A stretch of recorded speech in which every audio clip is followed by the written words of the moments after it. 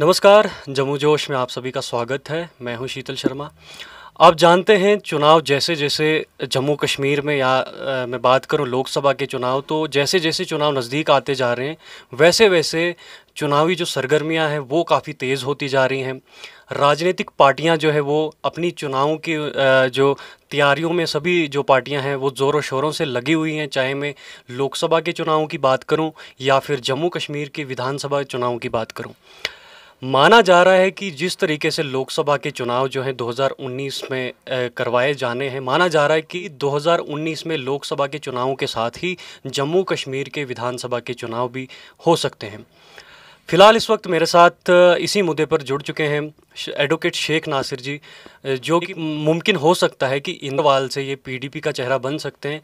उनसे मैं बातचीत करूंगा। नासिर साहब, सबसे पहले स्वागत है आपका हमारे साथ। शुक्रिया शीतल जी।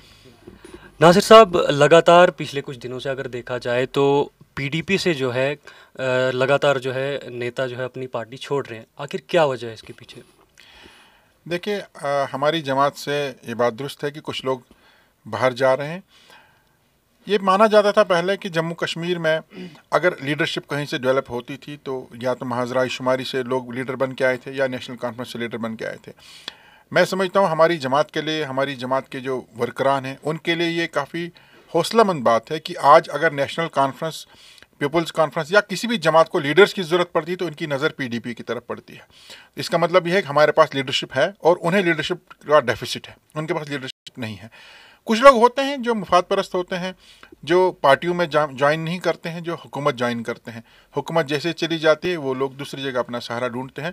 तो उनके चले जाने से हमारी जमात पर कोई भी फ़र्क नहीं पड़ा है। हमारा वर्कर आज भी वहीं खड़ा है, हमारा पार्टी का कारकुन आज भी मजबूत है। किश्तवाड़ में पीडीपी के जनाधार को आप कैसे आंकते हैं? वोट प्रतिशत क्या है इस वक्त किश्तवाड़ में पीडीपी का? देखिए, अगर किश्तवाड़ ज़िला की हम बात करें तो किश्तवाड़ ज़िला में नेशनल कॉन्फ्रेंस यहाँ अक्सर जीतती आई है। इस बार यहाँ लोगों ने बीजेपी को भी मौका दिया है। तो अब कहीं ना कहीं लोगों को लगता है कि न नेशनल कॉन्फ्रेंस, न कांग्रेस और न ही बीजेपी उन पर खरा उतरी है, जो लोगों की आशाएं थी, उम्मीदें थी उनके साथ। तो इस बार हमें भी लगता है, लोगों का रेस्पॉन्स देख करके लगता है इस बार लोग हमारी जमात पर, हमारी जमात के जो यहाँ चेहरे हैं उन पर मुझे लगता है विश्वास करेंगे और हमें मौका ज़रूर देंगे।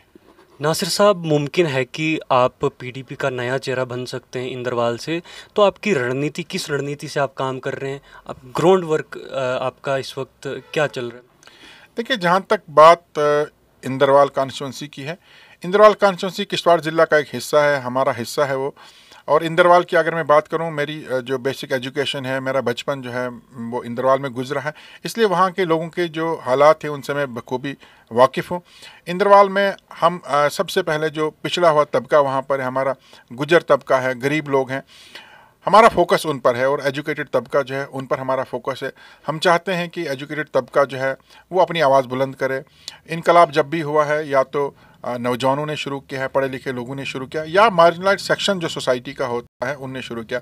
हमारा फोकस इस वक्त जो पिछड़ा हुआ तबका है, जो गरीब तबका है और जो तालीम याफ्ता नौजवान है, वो हमारा फोकस है। उनके बीच में हम जा रहे हैं, उन्हें हम जागरूक कर रहे हैं, उन्हें उनके हकूक़ के बारे में बता रहे हैं, उनके साथ जो इस्तेसाल उनका आज तक हुआ है उसके बारे में उन्हें बताते हैं। और हमें कहीं ना कहीं लगता है कि लोगों को एक उम्मीद, हमारी जमात में एक उम्मीद नज़र आ रही है। और यही वजह है कि जहाँ भी हम जाते हैं, जिस जगह भी हम इंदरवाल में लोगों के दरमियान जाते हैं, हमें बहुत ही अच्छा रिस्पांस लोगों का मिल रहा है, जिससे हमारे हौसले भी जो है बुलंद हो रहे हैं।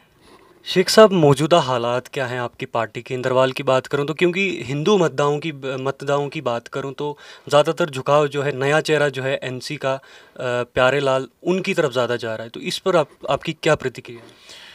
देखिए, शर्मा जी के बारे में मैं कुछ नहीं कहूँगा, मैं तो किसी का नाम लेना मुनासिब नहीं समझता हूँ। शर्मा लाल जी कोई जो शर्मा साहब है हमारे, वो कोई नया चेहरा नहीं है। वो कल शाम तक तो वहाँ के विधायक का करीबी साथी हुआ करता था। किसी ठेके पर आपस की लड़ाई हुई है, वो ठेके की लड़ाई को लेकर के लोगों के दरमियान आए हैं। तो वहाँ पर हिंदू जो तबका है, जो इंदरवाल के अंदर इस वक्त हिंदू वोट है, हमारी जमात को पहले भी उन्होंने वोट किया है। और मुझे नहीं लगता है कि वो उनका झुकाव किसी एक शख्स की तरफ हो सकता है, किसी एक जमात की तरफ हो सकता है। इंदरवाल में कम से कम ये पोलराइजेशन का कोई कंसेप्ट नहीं है। वहाँ हिंदू मुस्लिम वोटर्स का ऐसा कोई बंटवारा नहीं है। तो मैं किसी शख्स के ऊपर उंगली उठाना नहीं चाहता हूँ, लेकिन चूँकि आपने पूछ लिया है तो लोगों को बेहतर नुमाइंदगी चाहिए। लोगों को तब्दीली चाहिए। लोगों को चाहिए उनकी आवाज़ कोई अगर असेंबली में लेकर के जाता है, ऐवान में लेकर के जाता है, तो आवाज़ उनकी वहाँ पहुँचाने वाला कोई हो। ये कोई अपनी ज़ाती जो रंजिशें हैं, अपनी घर की लड़ाई जो है, ठेकों की लड़ाई जो है, कारोबार की लड़ाई जो है, वो लेकर के लोगों में जा कर के लोगों को इस्तेमाल करना, मैं इसे राजनीति नहीं समझता हूँ। शेख साहब, इंदरवाल में पिछले 18 साल से बात करूं तो लगातार जो विधायक रहे, तो आपको क्या लगता है कि वो लोगों की आशाओं पे खरे नहीं उतरे, उम्मीदों पर खरे नहीं उतरे, और आप उनकी डेवलपमेंट से, आप उनके विकास से कितने संतुष्ट हैं, खासकर पिछले 18 सालों में? देखिए, किसी भी विधानसभा क्षेत्र को सुधारने के लिए, वहाँ की हालत को बेहतर बनाने के लिए 6 साल का अरसा दिया गया है।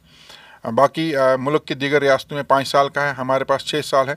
6 साल की मुद्दत एक नुमाइंदे को दी जाती है कि वो इस 6 साल में अपनी विधानसभा का नक्शा बदल दे।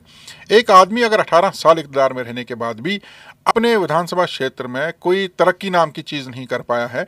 आज भी जब हम इंदरवाल की सड़कों पर जाते हैं, सड़कों का बहुत बुरा हाल है। आप बोंजवा की सड़क का हाल देखें, आप कहरा बटियास की सड़क का हाल देखें, आप हरना दुरबील कुचाल क्वाट की, इन सब की सड़कों की हालत अगर आप देखेंगे, आदमी पैदल चलने के कतराता है। गाड़ियाँ इन सड़कों पर चलाना तो दूर है। अगर 18 साल में एक शख्स बेहतर रोड नहीं दे पाए, इन 18 साल में 12 साल जिस जमात में वो था, वो जमात हुकूमत में रही, वो मिनिस्टर भी रहा। अगर 18 साल में इंदरवाल की सड़कों की हालत ठीक नहीं हुई, अगर 18 साल में इंदरवाल के स्कूलों में वो टीचर नहीं दे पाया, अगर 18 साल में इंदरवाल के अस्पतालों में वो डॉक्टर नहीं दे पाया, अगर 18 साल इंदरवाल के लोगों के नलों में पानी नहीं दे पाया, अगर 18 साल वो इंदरवाल के लोगों को नरेगा की पेमेंट वक्त पर नहीं दे पाया, तो अब और लोग किस सूरत में उसको आजमाने की कोशिश करेंगे? वो तो पूरी तरह से वहाँ फेल हो चुका है। अब जो है महज पैसे की सियासत इंदरवाल में शुरू की है। एमएलए साहब, जो साहब का एमएलए साहब थे, उसने और उनका जो चेला अब सियासत में आया, इन दोनों ने अब पैसे की जो है वो वहाँ राजनीति शुरू की है। लोगों के बीच में पैसा तकसीम करके लोगों को अपनी तरफ माइल करते हैं, और ऐसा माना जा रहा है कि इन लोगों ने इंदरवाल को एक कॉन्स्टिट्यूंसी नहीं समझा है, एक विधानसभा क्षेत्र नहीं समझा। इन्होंने इंदरवाल को खरीद फरोख्त की एक मंडी समझा है कि जहाँ जिसके पास जितना पैसा है वो उतने वोट अपने पास ले सकता है, जो कि मैं समझता हूँ इंदरवाल के लोगों की बहुत बड़ी इंसल्ट वो लोग कर रहे हैं कि वो सिर्फ पैसे से उनको तोल रहे हैं। तो वो पूरी तरह नाकाम हो चुके हैं। अब इंदरवाल के लोग जो है वो सचमुच में तब्दीली चाहते हैं, इस सारे सिस्टम से वो बाहर निकलना चाहते हैं। इंदरवाल में तब्दीली अब लाजमी है और लोग भी वहाँ तब्दीली चाहते हैं। शेख साहब, आखिरी बात आपसे जानना चाहूँगा, आप किस मुद्दे पे चुनाव लड़ेंगे? आपका मुख्य मुद्दा क्या रहेगा? हमारी जमात के पास एजेंडा है, हमारी जमात के पास प्रोग्राम और पॉलिसीज़ हैं। हमारी जमात हमेशा इंदरवाल हो या कोई विधानसभा क्षेत्र हो, हमारी जमात मुद्दों की सियासत करती है। हम लोग न तो पैसे की सियासत करते हैं, न हम लोग हिंदू मुस्लिम की सियासत करते हैं। हम डेवलपमेंट की सियासत करते हैं, और डेवलपमेंट ही हमारा एजेंडा रहेगा, अवेयरनेस हमारा एजेंडा रहेगा। क्योंकि मैं आपको बता दूं, नेशनल कॉन्फ्रेंस हो, कांग्रेस हो या भारतीय जनता पार्टी हो, इनके पास कोई एजेंडा नहीं है। नहीं डेवलपमेंट का कोई एजेंडा है, नहीं पीस का कोई एजेंडा है।